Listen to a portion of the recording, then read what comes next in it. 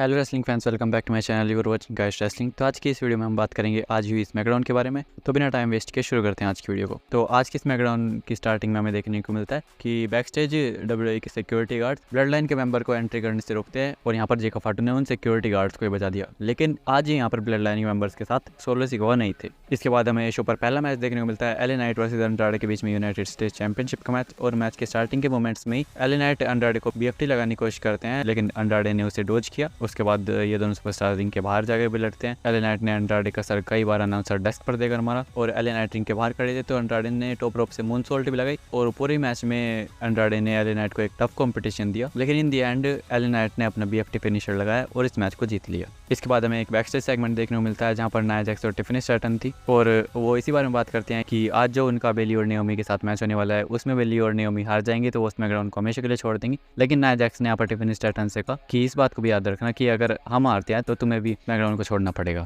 इसके बाद हमें बैकस्टेज देखने को मिलता है कि अंड्राडे वहां से जा रहे थे और कार्मेलो एस अगर वहां पर अंड्राडे को मूव करते हैं और यहाँ पर अंड्राडे ने कार्मेलो एस पर भी अटैक कर दिया और फिर इन दोनों सुपरस्टार्स के बीच में हमें ब्रोल देखने को मिली। डब्ल्यूडब्ल्यूई के सिक्योरिटी गार्ड वहां पर आकर इन्हें छुटाते हैं और नेक्स्ट वीक के लिए भी इनका एक मैच ऑफिशियल हो चुका है जो कि होगा इनका 6th मैच। अभी करंटली अंड्राडे 3-2 की लीड पर है। इसके बाद हमें शो की मेन चीज देखने को मिली जो कि शो की नहीं बल्कि एक दिन पहले की थी। तो लास्ट नाइट की क्लिप हमें दिखाई गई जहां पर रोमन रिंग्स और कोडी रोड्स के बीच में एटलांटा फुटबॉल स्टेडियम में हमें फेस ऑफ देखने को मिला और रोमन रिंग्स ने यहाँ पर कहा कि जहां तक भी तुम्हारी नजर जाती है ये सब कुछ मेरा है। और रोमन ने ऐसा इसलिए कहा क्योंकि इस स्टेडियम में रोमन रिंग्स ने खूब फुटबॉल खेला है। लेकिन कोडी रोड्स ने कहा कि इस सिटी में मेरी फैमिली की कई जनरेशंस ने कम्पीट किया है तो इस हिसाब से तो ये मेरा होम है। तो इसके बाद रोमन ने कहा कि मेरे पास खोने के लिए कुछ भी नहीं है क्योंकि मैं जिमी यूसो को भी खो चुका हूँ, पॉल हेमन को भी और उला फालो को भी। और बाद में रोमन रिंग्स कोडी रोड्स से पूछते हैं कि आखिर तुम चाहते क्या हो। तो कोडी रोड्स ने कहा कि मैं चाहता हूँ कि मुझे तुम अपने वर्ड्स दो कि बैड ब्लड में तुम मेरी बैक बनोगे। तो रोमन रिंग्स ने प्रॉमिस किया कि मैं तुम्हारी बैक बनूंगा, लेकिन एक बार ये सारी चीजें खत्म हो जाती हैं तो मैं अपने टाइटल को तुम्हारे से वापस लूंगा। और इसके बाद रोमन रिंग्स जब यहाँ से जा रहे थे तो वो रुकते हैं और कोडी रोड्स के कान के पास उन्होंने जाकर कहा कि तुम मेरे रास्ते में हो और सिर्फ अभी नहीं बल्कि पूरी लाइफ में।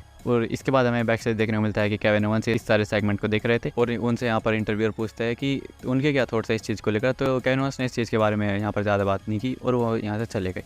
इसके बाद हमें शो पर Giovanni Vinci versus Apollo Crews का मैच देखने को मिलता है और इस बार लास्ट टाइम से तो ज़्यादा ही जियोवानी विंची इस मैच में टिके, लेकिन इन दी एंड इस मैच में भी अपोलो क्रूज ने रोल अप करके जियोवानी विंची को हरा दिया और मैच के बाद जियोवानी ने अपोलो क्रूज पर अटैक कर दिया। तो अभी तो जियोवानी विंची के कैरेक्टर को लेकर कुछ कमेंट करना थोड़ा जल्दी होगा, देखते हैं कि आने वाले टाइम में डब्ल्यूडब्ल्यूई इनकी स्टोरी आगे कैसे बढ़ाती है। इसके बाद हमें केविन ओवंस का प्रोमो देखने को मिलता है और वो यहाँ पर ये कहते हैं कि वो पिछले कई सालों से ब्लड लाइन वाली चीज़ से डील कर रहे हैं और वो इस बारे में बात करने वाले थे कि रोमन रिंग्स और कोडी रोड्स की जो टीम बनी है उनका क्या टेक है इसको लेकर। लेकिन उससे पहले यहाँ पर ब्लड लाइन के बंदे आ जाते हैं और उन्होंने यहाँ पर आकर केविन ओवंस को घेर लिया और फिर वो केविन ओवंस पर अटैक करना स्टार्ट करते हैं। लेकिन फिर यहाँ पर DIY आ जाती है और उन्होंने केविन ओवंस को सेव करने की कोशिश की और फिर यहाँ पर इनके बीच में ब्रोल देखने को मिलती है। डब्ल्यूडब्ल्यूई के ऑफिशियल्स भी आ जाते हैं इन्हें छुटाने के लिए और निको अल्डिस यहाँ पर आकर इस मैच को शो का मेन इवेंट अनाउंस कर देते हैं।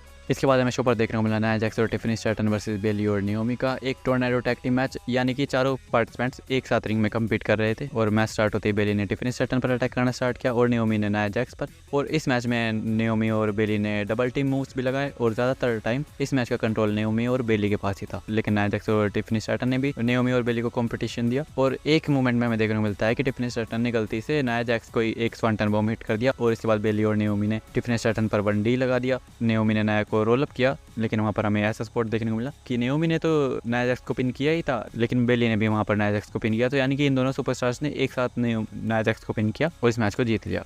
इसके बाद हमें चेल्सी ग्रीन का एक वीडियो पैकेज देखने को मिलता है और यहाँ पर हमें देखने को मिलता है कि वो ट्रैश को क्लीन कर रही थी क्योंकि उनका मिशन के अगेंस्ट एक डंपस्टर मैच होने वाला है। इसके बाद हमें बैक स्टेज देखने को मिलता है कि नियोमी और बेली निकोल्डिस के पास खड़ी हैं और वो दोनों बहस कर रही हैं कि किसको टाइटल शॉट मिलेगा क्योंकि दोनों ने ही नाया जैक्स को पिन किया है। तो निकोल्डिस कहते हैं कि नेक्स्ट वीक तुम दोनों के बीच में एक नंबर 1 कंटेंडर्स के लिए मैच होगा और जो जीतेगा वो नाया जैक्स को फेस करेगा। इसके बाद शो का मेन इवेंट होने वाला था, लेकिन हमें देखने को मिलता है कि ब्लड लाइन ने बैक स्टेज ही DIY पर अटैक कर दिया और केविन ओवंस रिंग में खड़े थे। इसके बाद ब्लड लाइन के मेंबर्स रैंप के पास से आते हैं और केविन ओवंस ने वहाँ पर उनको बचाना स्टार्ट कर दिया। लेकिन यहाँ पर नंबर्स गेम ब्लड लाइन के साथ था तो यहाँ पर उन्होंने केविन ओवंस को बहुत बुरी तरीके से बचाया, लेकिन यहाँ पर केविन ओवंस को सेव करने के लिए स्ट्रीट प्रॉफिट्स के बंदे आते हैं और फिर केविन ओवेंस और street profits versus the blood line के बीच में हमें मैच देखने को मिलता है। इस मैच की शुरुआत की टोंगा लोआ और एंजेलो डॉकिंस ने, लेकिन थोड़ी देर बाद मोंटेस फोर्ड को टैग मिलता है और ब्लड लाइन की साइड से जेका फाटो थोड़ी देर बाद आ जाते हैं। और एक बार जेका फाटो की इस मैच में एंट्री हुई तो उन्होंने तो पूरे मैच में ही बेबी फेस टीम को डिस्ट्रॉय किया है और इस मैच में हमें दोनों ही टीम्स की तरफ से एक कमाल की परफॉर्मेंस देखने को मिली है। और एक मोमेंट पे हमें देखने को मिलता है कि टोंगा लोआ ने केविन ओवेंस को स्टील स्टेप्स पर देकर मारा, जिसके बाद रेफरी ने मैच वहां पर ही रोक दिया। लेकिन इसके बाद भी इन दोनों टीम्स के बीच में ब्रोल चलती रही, लेकिन क्योंकि ब्लड लाइन की साइड जेका फाटो है तो उनके पास ही यहाँ पर कंट्रोल था, तो उन्होंने बेबी फेस टीम को यहाँ पर खूब बचाया।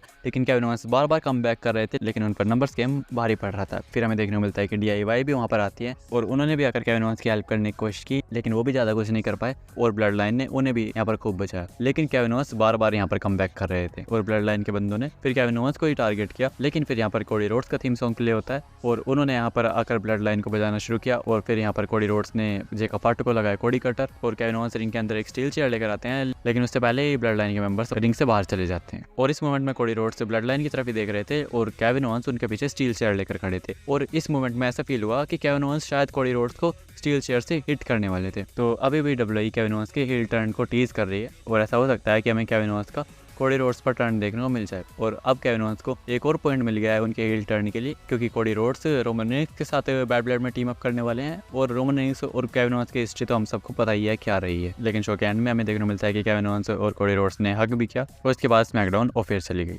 वैसे आज के स्मैकडाउन के एपिसोड का जो मेन हाईलाइट था वो रोमन रेंस और कोडी रोड्स वाला ही सेगमेंट था और यहाँ पर अगर आप उस सेगमेंट को जाकर देखते हो तो वो बिल्कुल एक मूवी की तरह फील हो रहा था। और ब्लड लाइन की स्टोरी को WWE एकदम सिनेमैटिक वे में दिखाती है, इसी वजह से ब्लड लाइन की स्टोरी इतनी ज़्यादा इंटरेस्टिंग है। तो अब देखते हैं कि आने वाले टाइम में ये स्टोरी कैसे प्रोग्रेस करती है और आई होप कि आपको ये वीडियो पसंद आई होगी। तो अगर ये वीडियो पसंद आई हो तो वीडियो को लाइक करना, चैनल को सब्सक्राइब करना और ट्राइबल चीफ रोमन रेंस को एक्नॉलेज करते हुए खत्म करते हैं आज की इस वीडियो को। Thanks for watching.